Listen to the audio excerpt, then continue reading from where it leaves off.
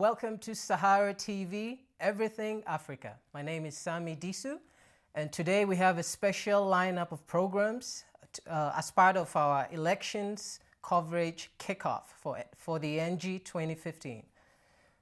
First up, we have our guest called Nengak Gondyi, and he's from the Cleen Foundation, where he serves as the program manager. A little background on Mr. Gondyi. He has a master's degree in international migration from Malmö University in Sweden. He has been serving as program manager at Cleen Foundation since August 2013, and he's in charge of the programs portfolio of the organization. Welcome, Mr. Gondyi. How are you? Fine, thank you. Thank you for having us. Wonderful. We're going to jump straight into one of your reports that you've published, Cleen Foundation. The report's called Security Threats Assessment 2015. And go ahead and give our viewers some understanding of how you created the report and what actually went into it. Okay, thank you very much. So the Security Threat Assessment, we call it STA for short, is our election security mapping project. And this is a project that was designed to enable us understand the environment and the terrain for the elections. And we are trying to understand the events going on in Nigeria which might have implications for the conduct of elections. And that is both events that could have implications before the elections, during the elections, and after the elections. Okay, Mr. Gondyi, we're going to jump into one aspect of your report, and this has to do with the permanent voters card that INEC has been rolling out in several states for a couple of months now. Now, in your report, you detailed incidents in Edo State as well as Ogun States, issues with this permanent voter card rollout. Please give our viewers a sense of what those issues were. Yes, okay, Daniel? Thank you. So the rollout of permanent voter cards, which has been going on in Nigeria, when we produced this report in November 2014, we came across these challenges in a number of states, including like the one that you've mentioned, Edo State, and in Ogun State as well. Now, in Edo State, what we recorded was the case where over 4,000 permanent voter cards were forcefully snatched while they were being distributed by INEC. And but at the end of the day, INEC managed to deliver as much as 57% of the permanent voter cards to the registered voters. Now, in Ogun State, we had the case where armed persons attacked a center for continuous voter registration and injured quite a number of persons who were trying to register to vote. Now, when you look at challenges like that and many others across other states in Nigeria, you find out that INEC has been having a series of difficulties and setback, which, as you know, we had reports that as much as 10 million permanent voter cards have yet to be delivered to the voters in Nigeria. Mm-hmm. But I think that INEC is working hard now. We had reports that they have decentralized the distribution process, and people could walk up to wards, electoral wards, to pick up their cards rather than only at the local government headquarters. And we also had assurances from the INEC that every registered Nigerian would have their cards before the election. So we hope that this is something that they will be revising their strategy when they come across challenges like this, to be able to deliver voter cards to all Nigerians to vote. I see. So we're also hopeful that the PVC cards will be rolled out to everybody that deserves one in time. But we do know for sure that Professor Atahiro Jega, of the INEC chairman, stated last week that in the three northern states of Borno, Bauchi, and Yobe, these elections might not be able to be held in the sense that we understand them. What's your take on that? One of the points that INEC has made previously also is that it is not in position to determine where elections would be held or where they would not be held. I think that would be the decision that will have to be taken perhaps by the government or by the courts. But as it is, I think INEC is preparing very hard for elections in all the states. So the distribution of permanent voter cards, for example, they also did that in all the states of Nigeria. And we have candidates registered by political parties in all 36 states of the federation. So, and also in the civil society, we're all preparing for elections in all the states of the federation. I understand. Be that as there's only a month left to the elections, more or less. Do you feel that INEC will be able to conduct elections in those 3 northern states that we're talking about, given the time frame? Yeah, okay. I think that, the security of elections, although INEC has a key role to play in it, remains the responsibility of the Nigerian police mainly, but also supported by the other security agencies in Nigeria. I think that the question of is it safe to conduct election in this state or not is better answered by the security agencies. However, our research also shows that some of the places where people are very much afraid of these elections, they are not only these 3 states that you have mentioned. We know, for example, that in Imo, in Benue State, and in Gombe State, people are very, very apprehensive in the preparation for the election. And then you also see that some of the trends that we are seeing, the violence that we're seeing before the election, which are actually connected to the election, like the incidents in Rivers State and also the burning and destruction of a presidential campaign vehicle. These happen actually in places like Jos. So the preparation for election requires a vigilance and more security preparation, not just in the 3 states, but in all the states of the federation. Yes, we have only 1 month left, but I am very hopeful, and I think that most Nigerians are as well hopeful that we will be able to have elections in all the polling stations that are in Nigeria. Another dimension of the insecurity situation in the north, in northern Nigeria, is the creation of hundreds of thousands of internally displaced persons.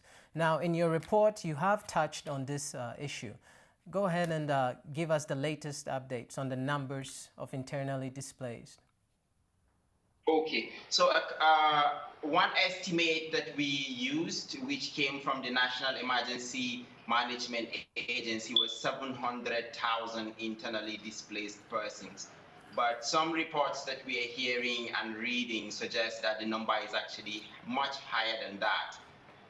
Now, this is a very worrying scenario, not just for its humanitarian implication. I mean, these are people who have had to flee their homes and their source of livelihood for quite a number of time, and they also do not know when they will be able to go back to their homes.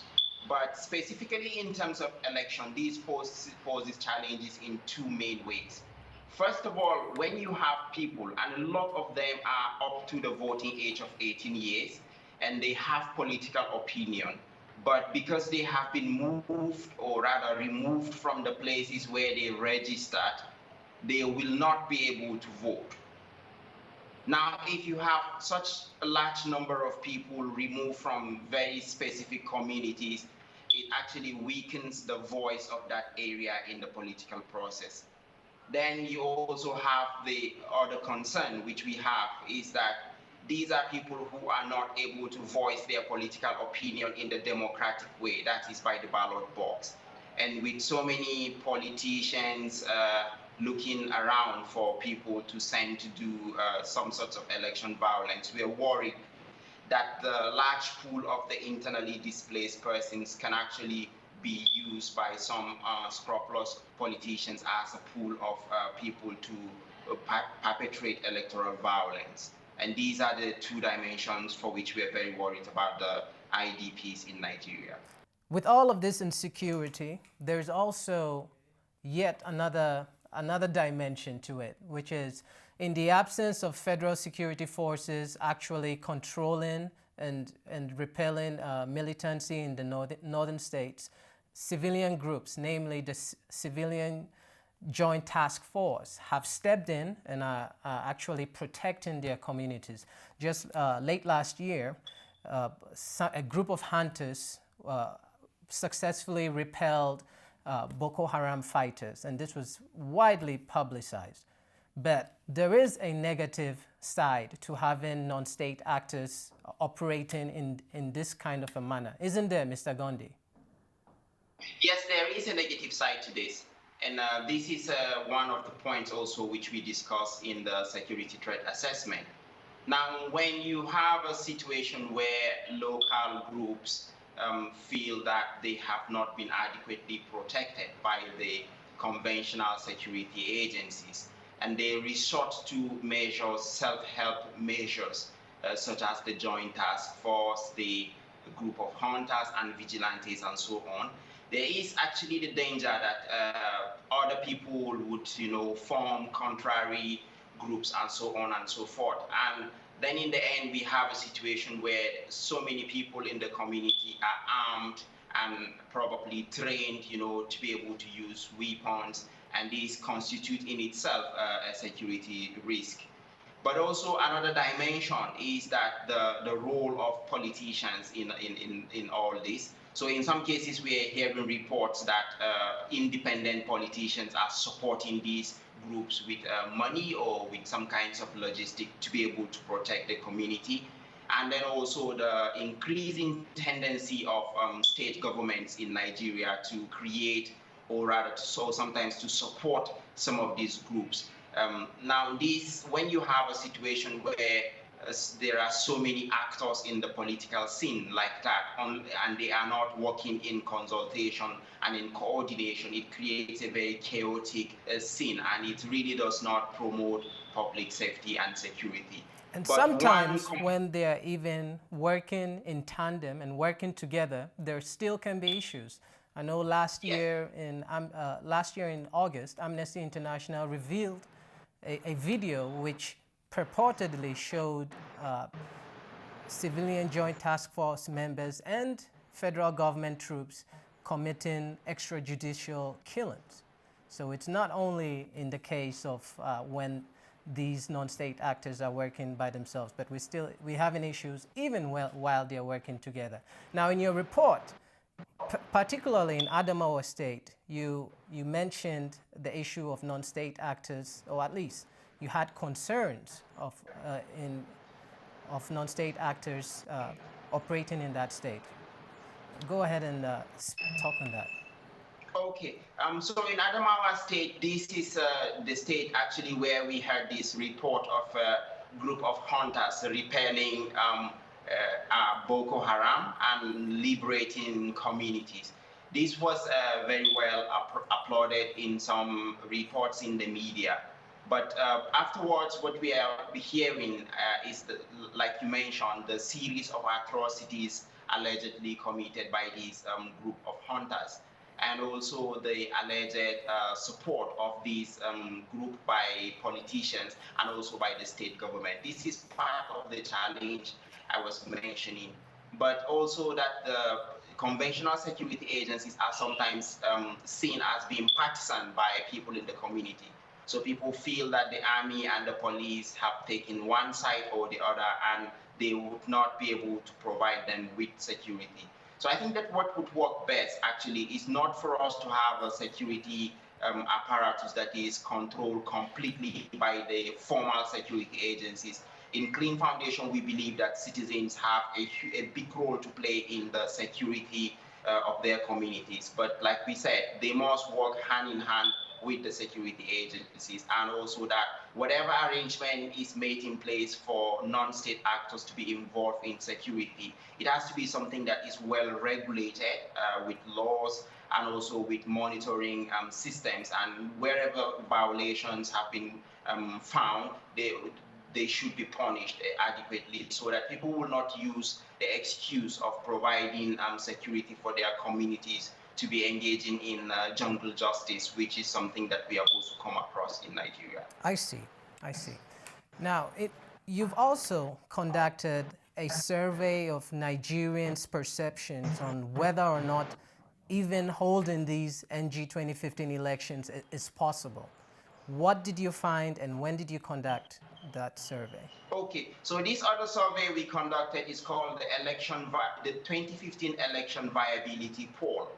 And the motivation for that actually is that whereas it will be possible for us to monitor the trends like we have been doing with the security threat assessment to map what we are reading and finding out about the communities, there is also the need to talk to people on the ground and find out what they think about the election.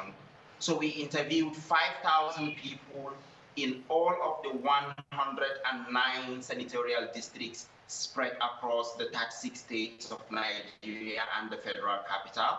And one thing that we found out is the overwhelming level of support for the elections. So over 80% of the respondents were very, very eager for the 2015 election, and they said they are going to vote in 2015. Okay, and then we actually have that information. We can pull up the bullet points.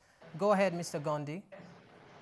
Okay, so we also found out that so many Nigerians were not concerned about security challenge being an issue in the 2015 election. But of the number who were concerned, that was a very, very revealing finding. That while you can look at the news and point out to states that are of obvious risk, when you speak to people in Nigeria, you find out that people were very concerned about the election in other different areas. So yes, we know that Yobe State, in that report, it had the highest number of people who were concerned that security would be an issue in the election. But it was also followed by other states like Imo, Rivers, Benue State. And these are areas where you might not easily find on the surface what was the problem that people are worried about. Then we also find a high level of support for the INEC. That is, at that time, INEC was conducting the distribution of permanent voter cards and the continuous voter registration. And we found that as much as 60% of people recorded that INEC was doing a very good job in the distribution of the permanent voter cards so far. That was conducted in November 2014. And all these findings, we're going to publish them on the 29th of January in Abuja. And we really look forward to discussions with Nigerians about what we are finding out and what implications this will have for the conduct of elections in their communities. We're also looking forward to that, and we hope we'll have you back to share your updates on that for us. But now let's talk about women running for political office. We know that we have one female presidential candidate running for the highest office in Nigeria, and she's Oluremi Soneya, representing the COA party. We also know that in your report, you mentioned that there is, or there seems to be, a concerted effort by some parties to discourage female candidates. Can you talk on that? Yes, Mr. Gondyi, are you with me? Yes, please. Yes, go ahead. The last question. Yes, my question is, we have only one female presidential candidate, Oluremi Soneya, running. And we may have about 3 other vice presidential candidates, but it's unmistakable that women are are not well represented in the political offices. In your report, you. Hello.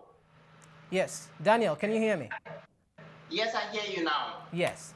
So in your report, the security threats assessment, you narrowed in on the case of Professor Akasobo Zainab, Professor Zainab Duke Abiola, and the issues that she may have had in actually seeking the PDP nomination, presidential nomination. Talk a little about that. Hello. So the case of women's participation in the 2015 election and the example of the female presidential aspirant in the People's Democratic Party Professor Duke Abiola.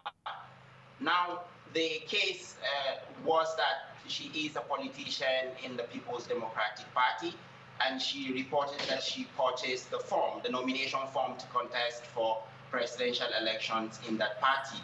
Unfortunately, the party never gave her the forms, and she was not able to contest the party primaries. So at the end of the day, the PDP only had one candidate, whom they declared, who is the president, Goodluck Jonathan, and who is their candidate for the 2015 election. What we discussed in that report actually is the general plight of women in contesting for political office in Nigeria. The environment really for women is very, very challenging, and that was a very clear example of the problem that women face.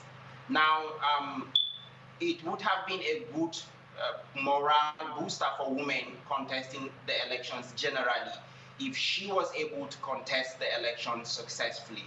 And now if she had contested, no matter the outcome, I am sure that women across the board will find her participation as an inspiration and also as a moral booster. And also for us as observers, I think that it would be very useful if we have more women participating in the political processes within the political parties, so that we will be able to examine the level of accessibility of the political structure for women in the political parties. Be that as it may, we have now one female presidential candidate, and also quite a number of women contesting different positions across the country. It is left for Nigerians when they go to vote that they would vote for the persons that they consider to be the right candidate. But the plea is just that people should not eliminate candidates on account of their gender. So we hope that the outcome of the 2015 general elections will be more favorable to women than what obtained in previous elections. You may recall, for example, that in 2011, only 8 women were elected to the Senate, which is made up of 109 elected members. We hope that the story would be different for women this time around. Okay, that brings us to the end of this segment. Do you have any last messages to the Nigerian public in the lead up to the NG 2015? Okay, so our message actually is for Nigerians, those who have registered but have not collected their permanent voter cards should do so, and people should go about their campaigns and their support of their candidate in a very, very humane way. We hope that the recent declaration by political parties and candidates for peaceful elections would be something that will resonate with Nigerians, both in the social media, on the streets, and everywhere. And we look forward to a very successful election in 2015. Thank you. Ladies and gentlemen, you were just listening to Mr. Nengak Gondyi with Cleen Foundation. Please go ahead and visit their website. The information is up on the screen right now, and follow them on social media. We'll try and have Mr. Gondyi back in the near future to give us updates as we get closer to February 14th.